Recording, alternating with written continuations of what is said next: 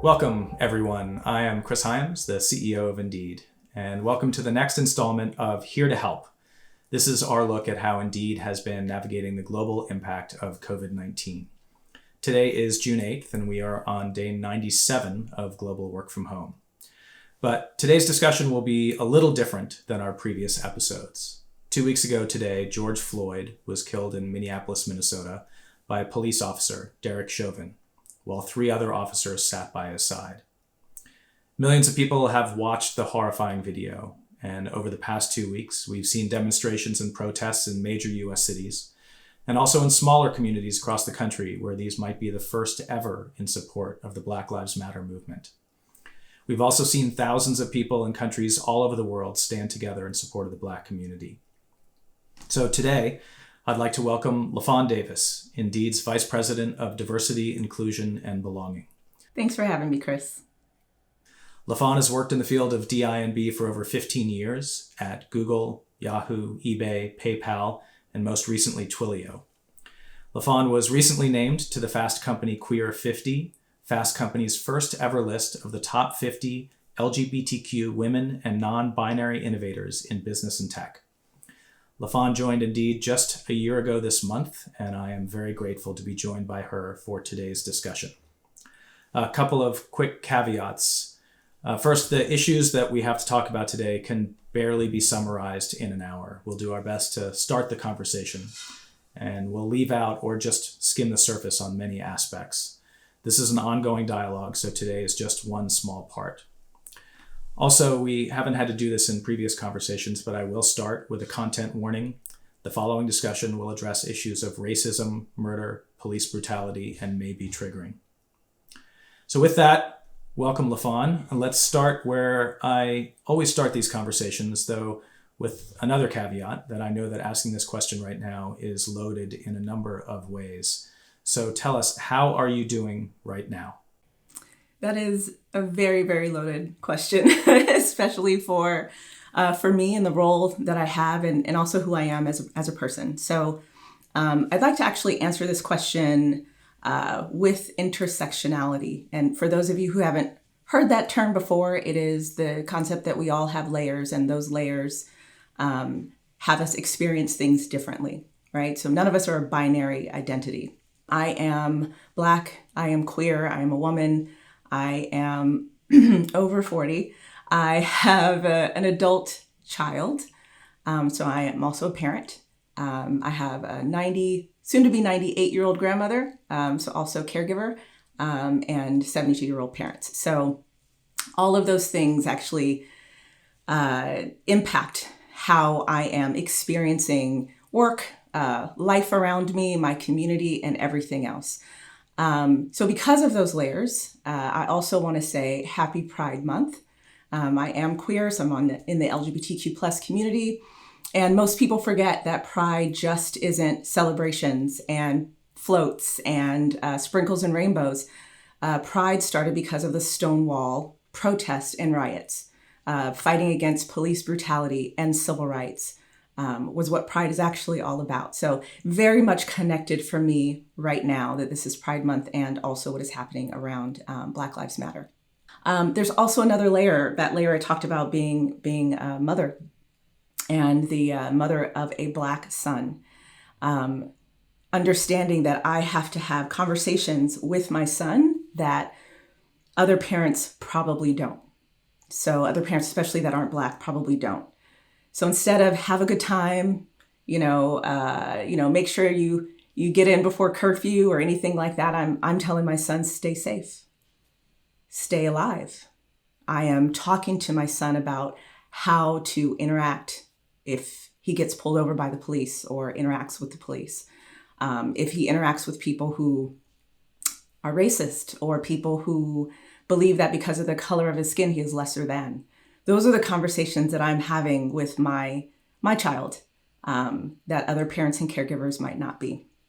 I also am looking at my veterans and military personnel right now, seeing some of them deployed into reserves and deployed into our communities, and some of the struggle that some of them might be facing right now in wanting to support a movement for equality, but also serving and doing their duty.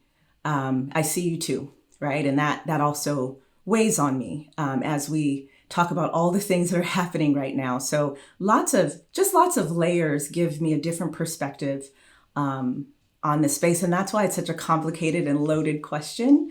I could just say fine, but we all know that's not deep enough. So those are the kind of the outlooks I have, and just kind of weighing between fatigue and wanting to be active and also wanting to decompress and take space.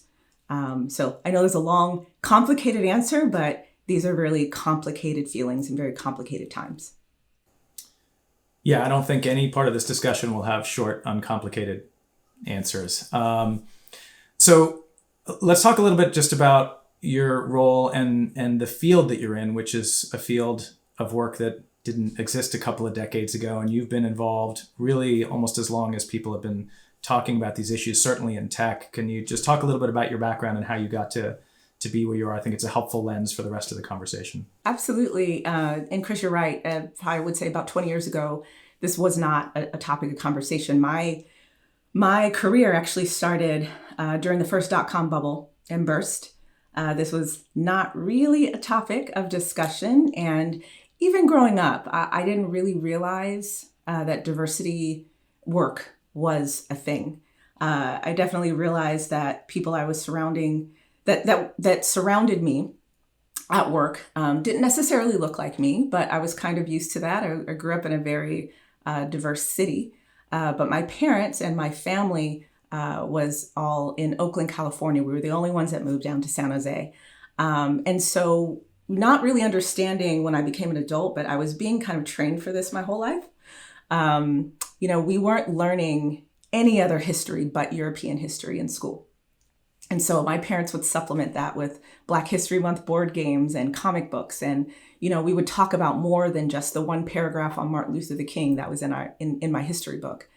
We would talk through things that surrounded us. Like my dad taught us we had to be bilingual. And what he really meant was code switching. It wasn't really another language. It was more a different tone. And that was a survival tactic, right?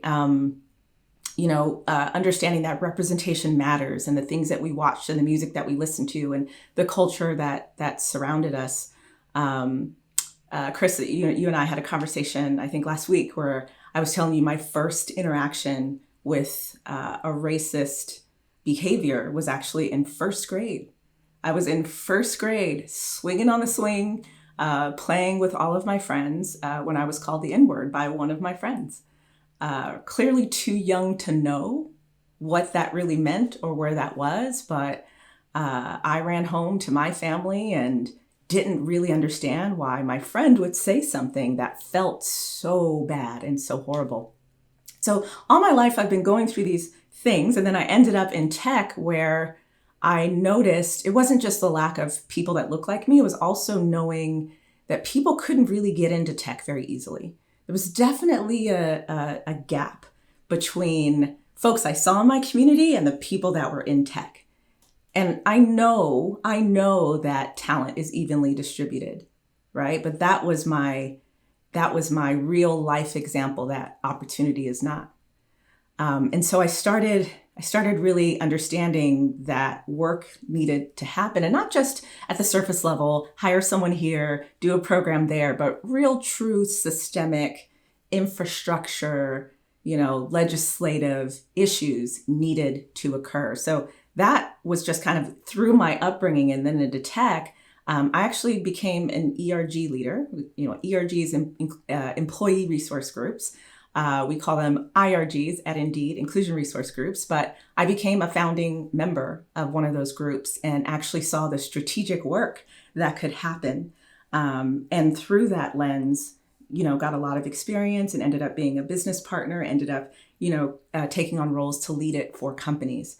So it's really been kind of a journey from who I am as a person, what I learned from my family, the things that have happened in the country that I've lived in that has evolved into the work that I now want to do to create real long-term systemic change. So let's talk a little bit about what's going on in the world right now. And before we get to even the last couple of weeks, we are a few months now into the global pandemic, and we've seen on multiple different dimensions how this is, exposed and even exacerbated many inequalities that already exist here. Black Americans are far more likely to contract coronavirus. They're more likely to die from it.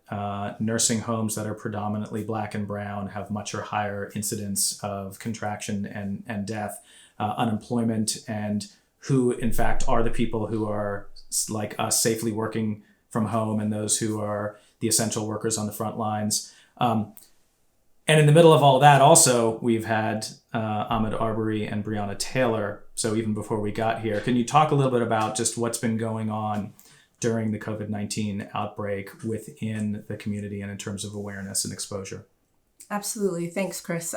So, this is kind of like going through the pandemic of 1918, the Great Depression of 1929, and then the 1968 race riots all at the same time, right? I think when we go through things like a global pandemic and also an economic crisis, the things that are structural, systemic, start to come even more to light, right? All of those things that you mentioned about the Black community are true. Unemployment has been lower than the general population for the Black community. There has been systemic racism happening. There have been too many names to name on this podcast. We would spend the entire hour probably just naming the names of people who have been killed in police custody or during police brutality. So it's not new. What is happening is just that this pandemic and the economic crisis are really bubbling up all of the issues that were already there. And we have countries around the world that are waking up to what is going on, right? There, as you mentioned, there are protests happening everywhere. There have been protests in all 50 states in the US and 18 plus countries around the world. So it's not just an American thing. It's not even just a Black community thing. People are waking up to police brutality. They're waking up to systemic racism and wrapping it around support for a community that is really hurting right now. And that's been the beautiful thing, like watching that support and watching people kind of wake up around that. So the activity that we're seeing, it's not that it's new, it's that people are starting to watch and see it. There is, someone, Gil Scott-Heron, said the revolution will not be televised. It's being televised now. It's not new, but people are able to watch it. They're able to see it. People are recording it. So history is not actually just being told by the victors or by the oppressors. History is unfolding in front of everyone, right? So there's no way to turn a blind eye. There's no way to gaslight people. And for those of you who don't know, gaslighting is making someone question their sanity. That's not really happening. That's not what's going on. You just need to pull yourself up by your bootstraps. There's no systemic racism. That's what used to happen. And now I think we're starting to see something a little bit different. So what's coming to light is unfortunately on the backs of what happened with George Floyd, but all of those other names hopefully will be brought to light as well and recognized. We've spent a lot of time. It's amazing, actually. I was just sitting down to get started here and looking at the calendar, realizing it was just 2 weeks ago when the current focus from George Floyd really started. And you touched on this before, but the George Floyd case is really on the surface the same as Eric Garner. What we saw with Ahmaud Arbery is the same as Trayvon Martin. Why is it just COVID-19 that's making all of this sort of raise the global awareness to the level that it is right now? Are there other things that just why is the last 2 weeks different than everything else that's happened before, given, as you said, how not new any of this is? Yeah, I think it's because everything else just exacerbates the issues that are there. You're right. It wasn't different than those deaths that have happened before, but there's so much unemployment, right? There's people are out of work. They're already angry. Folks are looking at change to happen. And they are, again, waking up that we're not in this bubble where bad things don't happen, right? They can see it because the world is already kind of on fire. So it's people recognizing now. And again, the global outpouring means that we can't just turn a blind eye, right? It's this momentum to say, no, this is not good enough. And I have to say that Generation Z is coming out in full force. Generation Z is saying, nope, not our generation. This is not okay. And we are going to fight for it. There's a different feeling. Our ancestors, our grandparents, all of those fought for these same rights we're fighting for right now. But there is this renewed outcry that this is no longer acceptable. And it doesn't matter what other narrative is being spun. People are staying on track to make sure that we dismantle the systems that have been put in place so long ago. Let's talk a little bit about your job. And so as you touched on in the beginning, you're a Black woman. Personally, you're trying to make sense of the world and be there for your friends and family, take care of yourself. At the same time, your job at Indeed is to help lead how we as a business make sense of the world and navigate how we show up for 10,000 employees who are all looking to you for answers that you don't have all of because nobody can have, as well as millions of customers, hundreds of millions of job seekers and the world around us. So just walk us through your work life in the last couple of weeks. So I have to tell you, I and every colleague I have that does this kind of role at a company is exhausted. We are thoroughly exhausted. Great work is happening and everyone wants to do, tends to want to do the right thing, but there is a lot of energy coming from a lot of different places. And as you mentioned, I am also a human and a person. And so, making sure that I take time to process the real feelings that I have with all of the layers that I talked about earlier. And we're also in this space where we've been asking for companies to wake up about this for a long time now. I've been doing this work for 15 years, and what I've been shouting from the mountaintops hasn't changed. And so there's a lot of this like, finally, finally getting some recognition about this work that needs to change. For us at Indeed, we, I think for the first time, put a message of solidarity on the homepage. Also did a logo color change to Black from blue. We did an external statement of support. Internally, we are doing much more storytelling because I fundamentally believe storytelling is really what helps connect people around these experiences. We're doing Brave Spaces. We had one last week. We have one today, right after this, to really dive into the psychological things that happen with racism and other isms and phobias.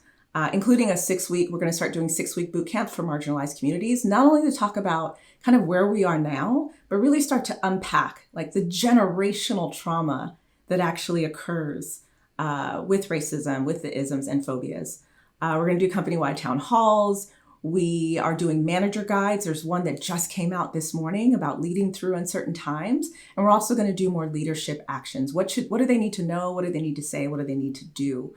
So I think that work has started to come together very quickly because of the time that we're in, but it's great to see the momentum of not only employees and leaders and manager and people waking up, but also companies starting to understand what they need to do to actually create change. And, there are some people that are upset about things and want things to either stay the same or don't believe what's occurring systemically. And I will say this, accountability feels like an attack when you're not ready to acknowledge your behavior and how it harms others. So the best thing that we can all do, even in this work, is start to examine ourselves. And that's everyone. When I'm talking about all the isms and phobias, this is not white people against Black people. And I know I've said this before. This is everyone against racism. This is everyone against the isms and phobias. So it's examining ourselves, and I'm including in that. It's examining ourselves and making sure that our behavior is not harmful to others. So I don't do this work alone. I couldn't do this work alone. I've definitely been in positions where I was supposed to do this work alone, but I am so lucky to have an amazing team. So I have a team that's comprised of D.I.B business partners, that's diversity, inclusion, and belonging business partners, IRG program managers. So IRGs are inclusion resource groups. Sometimes even internally, that acronym is like, wait, what? What is that? What's going on? I have a team that's looking over the employee life cycle. So looking at how we attract, recruit, retain, and develop our employees. We have a PMO and an operations team that's really trying to help us be more accountable as a company and look at our collective impact. Communications and storytelling, which I mentioned before, storytelling is a great way to really connect communities. And we also have accessibility and product inclusion. And the reason that work is really important is around three different things. It's not just about having an HR program that sits in the corner. You know, the reason I came to Indeed is to impact the world, and not through a consumer kind of product, but through helping people get jobs, right? I fundamentally believe that that's life-changing. And we've all already talked about, Chris, you and I a couple times, that talent is evenly distributed, opportunity is not. So one of the greatest ways I think we can accomplish that on my team and through the company is to remove bias and barriers.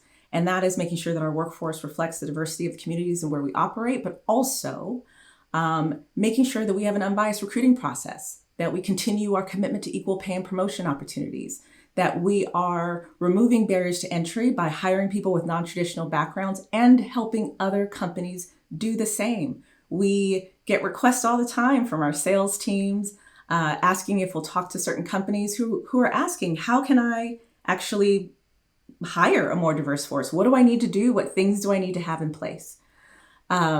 We also need to focus on building inclusive teams and products, right? Having a diverse set of perspectives on product teams will allow us to create products that serves the world and continue to create an environment of respect, collaboration, psychological safety, where the richness of all of these ideas, backgrounds, and perspectives really are what make innovation possible.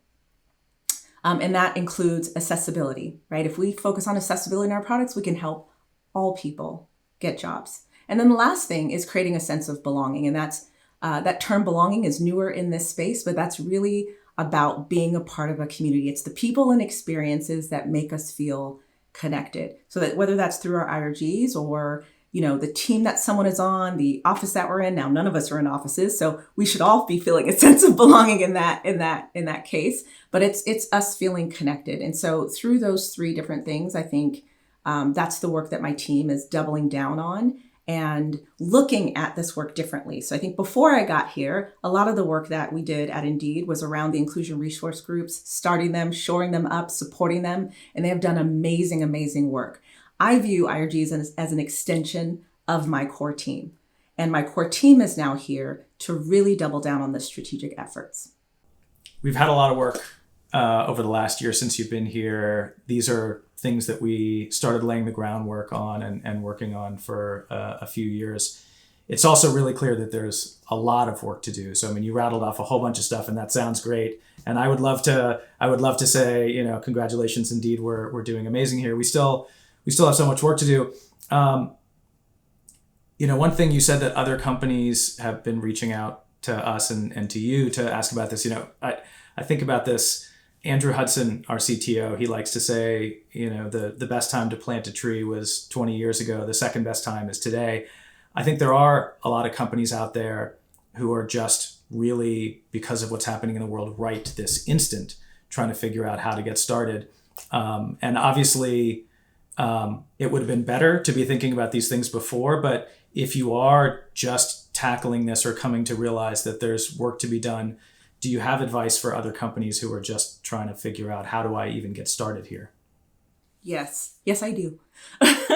So I get it. I get the desire to do something very quickly. to do something right now. There's a lot of momentum, a lot of energy about making change. I think companies need to focus on long-term systemic change. It's not just about a message of support. It's not just about, maybe donating to a cause one time. It's not just about, telling your Black employees that you appreciate them and you want them to be safe.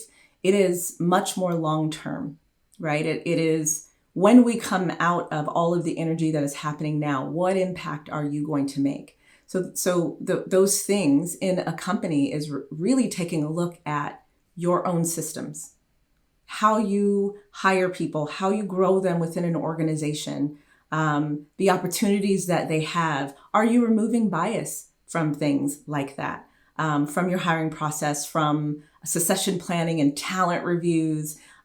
Is it one of your core values where you are asking your employees and your leaders and your managers to make decisions based on inclusion and belonging? Are you actively working towards change? And that means you're going to have to take a really hard look at yourself from the board members on down throughout the organization and be accountable to the way things are. Recognize where things are in your company and actively work to make change. All of the other things that people want to do out of support are great, but not focusing on the long term is actually going to be detrimental to real change. So that is my recommendation, is get started, right? Because some companies reach out saying they don't have anybody that's looking at this work. They looked up and all of a sudden their company looks a particular way, or they're recognizing kind of shortfalls that they had in the systems that they set up. And so it starts somewhere, right? Really take a look at what you're doing and start to make those changes. One of the changes that we're looking at here, do we take a look at rubric hiring and make sure that the things we're hiring for are as objective as possible? That way you don't have all of the bias that creeps in when people are all evaluating on something different. So there are small things that a company can do to get started. And if they already have programs in place, it's really analyzing those programs to make sure that they're making an impact. So that's normally the advice that we're giving to other companies. The other thing that they can do is not just focus on hiring, but also focus on employees, right? So we know that the impact of racism on mental health is that employees, not just employees, people in general, feel disconnected and lonely. You start second guessing yourself and other things. There's decreased hope in the future, in justice, in your government, wherever you are. There's an increased survival mode, which is actually the opposite of psychological safety. You're doing whatever it takes to survive. Decreased trust in those around you. You are worried. You have feelings of powerlessness, right? So that's the feeling that you can do the right thing and still end up with a horrific outcome. An increased risk of depression and anxiety. Trauma. And trauma is anything that is intolerable to you. It's not just, you fell off a ladder or you got in a car accident. It's anything that's intolerable. So looking at the trauma from the present and also that past trauma or generational trauma, you start to do some existential questioning, right? So how could the world be so cruel? How can my community hate me based on the color of my skin? How can this really be happening? How do I protect my children from a world that's like this, right? You start to have those questions, and then you also start to panic. And so companies recognizing that the impact that has on employees is an employee's productivity goes down, their innovation capacity, morale goes down, their engagement, performance, sense of belonging, that psychological safety I've been talking about, all of those things decline. Because when you're holding all of that I mentioned before, how do you have 100% less left for all of the things that you want to do in your job? Like, that's not possible. It's not possible to hold on to all of that emotional labor and also be 100% productive for the company that you work for. And so it is now time that companies wake up to that fact and really start to look at building that culture of inclusion and belonging within their company, on the teams, their employees day to day, for things to actually change. It's very clear that there's a whole bunch of deeply problematic things that can be improved when you can create a sense of inclusion and belonging, when you can increase the diversity of your workforce. But a lot of what you were talking about earlier and what has drawn us, I think, to this work, in addition to just creating a better workplace, is really becoming a better business, right? There's tons and tons and tons of research about the fact that more diverse teams are just simply more innovative, that bringing different ideas and experiences to the same problem comes up with more novel solutions to those problems. The ability to actually look at market opportunities differently.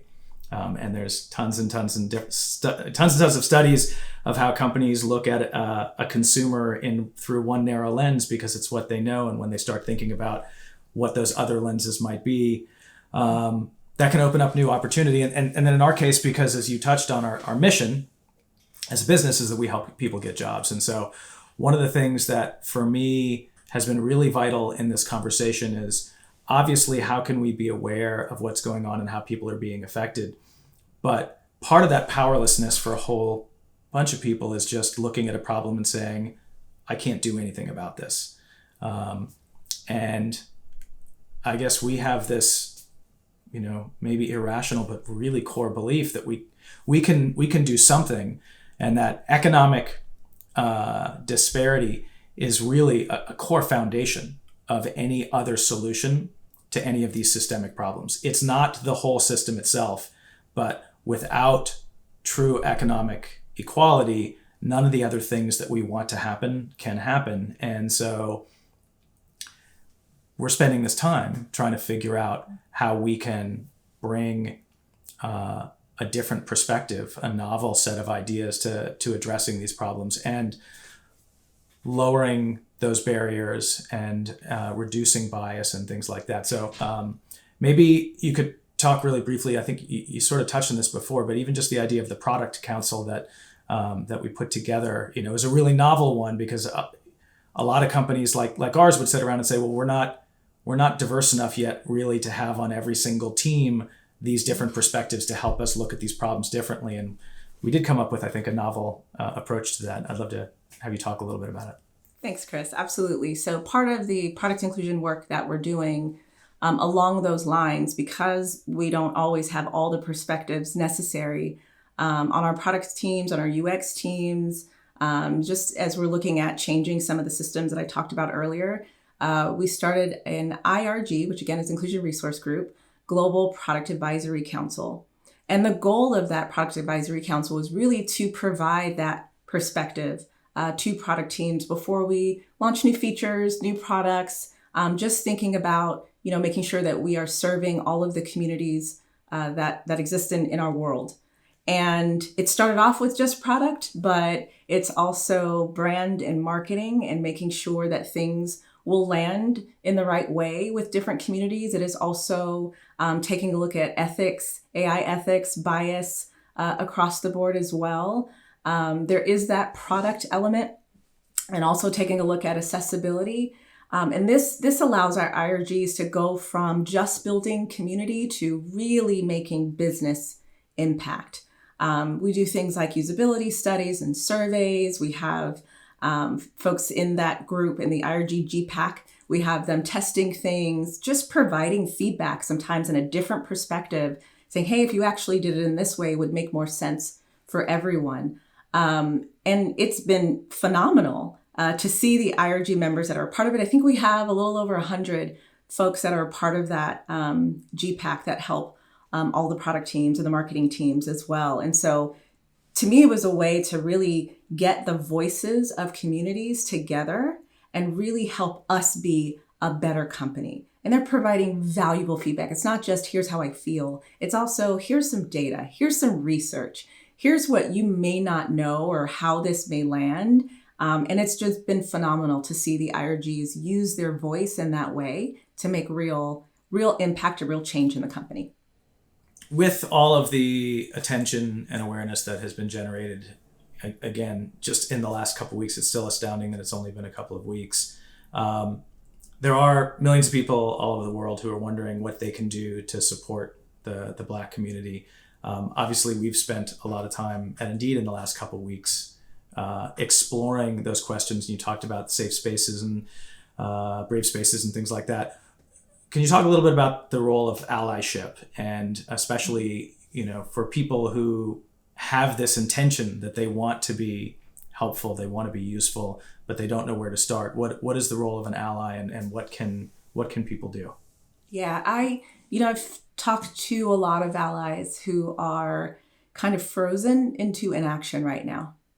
There's a lot of fear, along with all the other complicated emotions of recognizing one own behavior or privilege or anything like that. So one, don't be afraid to be wrong. There are going to be people who want to talk about this. There are going to be others that don't. And that should be okay for them. There are going to be folks that do want to talk about it. There's going to be folks that want to talk about what to do, and that should be okay too. Don't be afraid to be wrong, right? Because you're trying. And I think that's the important part of all of this. The second one that I shared was that marginalized people are not required to educate you as an ally. It is not their job. So in the case of what's happening with the Black community, don't reach out to your Black friends and colleagues and peers and ask them what you should do. They're already holding a heavy burden of their own feelings through this and protecting themselves through this. So the best thing you can do is educate yourself. Google is your friend. In terms of internally, we've also provided, with managers, a lot of different resources where you can educate yourself. But just kind of Googling things that are around anti-racism is a great start. The third one I'll say is get uncomfortable, right? And welcome to the party, allies. Get uncomfortable. Marginalized people are uncomfortable every single day trying to figure out how to maneuver and wade through everything about this work and what they have to do and what they have to accomplish. So get uncomfortable, right? Think about what your contribution should be. It may be money and contributing to a cause, but it may also be making sure that you're amplifying voices of marginalized communities, amplify Black voices, contribute things like art and time and opportunities, and making sure that if there's a job you're hiring for, that you really do consider a diverse hiring slate. Creating opportunities is one of the best ways that you can contribute. The fifth one is use your privilege. Use your privilege. You don't ever have to apologize for who you are. And privilege is something that you have that you didn't earn.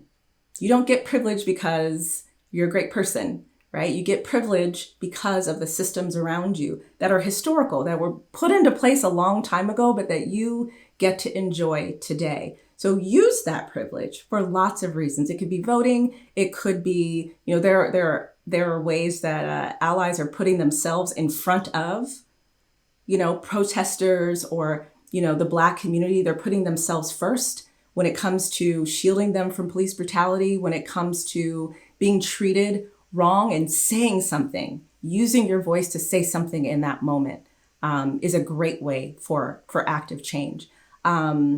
Destroy the myth. So don't gaslight saying things aren't happening. Don't make people question their reality and their sanity. Listen to experiences that you may never have had and may never have. Listen and really start to understand that. And that goes for any community. Again, this is not white and Black. This is everyone really understanding the experiences. And then lastly, amplifying. And I mentioned this a little bit before, but sharing stories, sharing voices, sharing opportunities in this time and beyond. So again, like really working through systemic change and long-term change is the best thing that allies can do, and not just in this moment. To wrap things up, again, just for today's conversation, because we're not wrapping anything up at all here. This series, this Here to Help interview series that we started, was originally started a few months ago with this focus on COVID-19 and, what has changed and how we're navigating this change. And I usually wrap up these conversations with the acknowledgement that this pandemic and the economic crisis have been terrible on every single dimension. But at the same time, crisis, huge immovable obstacles force us into a new sense of perspective and to look at things differently. And so, again, these underlying issues of systemic racism, inequality, police brutality, there's nothing new about those. But from the past few months, and then especially the last couple of weeks, what new perspective do you have on all of this, and where do you think we might go from here? Yeah, I have to have hope, right? These issues are not new, but I think the global awakening is new. I am seeing more and more allies using their voices and their resources for good than before. And honestly, that's what we need. When you're in the Black community and things like systemic racism is happening around you, which it does all the time, it's not on us to fix the problem. We can't fix the problem. We need that allyship. We need people to step in that have privilege in order to make things better for everyone. And so what I'm starting to see is an awakening of that. There are countries protesting that would have never protested before, or where these types of topics are really taboo. And to see them out in full force using their voice, to see them, correcting people and saying, no, this is happening, and no, it's not okay, and we're going to make change. I think that's been the biggest difference for me, and that's what gives me hope. All of those things that I mentioned, and the feeling that marginalized communities get, the feelings that Black communities are getting, all of those things are very real and very heavy. But when we have also the recognition that it's real, when we have the allyship and support, when we have companies waking up to their role in making this change, I think that's what I'm starting to see. And that's what's giving me hope here. I really, really do think we can make change if we focus on the long-term systemic things that are important. And that's what I'm seeing. I'm seeing that around the world. I'm seeing that people are actually taking action. And so I'm hoping we come out of this horrible time with all the pandemic and the economic crisis and murder hornets and cicadas riding from the ground and locusts and all the other things that are happening. I hope we rise out of this just a better people and a better world. So education alone doesn't solve any of these problems, but it is a necessary precursor. And, of all the things that we've seen, and you and I have been talking about this for the last couple of weeks about who's making statements and who's showing up at protests and people that you haven't seen, as well as just individual conversations with people that I know who have never asked questions before, asking these questions. But to me, the most telling thing we were both noting that as of last week on Amazon, that How to Be an Anti-Racist by Ibram Kendi, White Fragility, and The New Jim Crow are all sold out in paperback. And that's some empirical evidence that people are paying attention in a different way. So so it is nice to have a little bit of hope in the face of all this. Yeah. Thank you so much, LaFawn, for taking the time. Again, just to start this conversation, we have a lot more to talk about. We'll wind up a little early because you have another conversation to get ready for right now. But thank you for everything that you do for Indeed, for the world, and for me personally.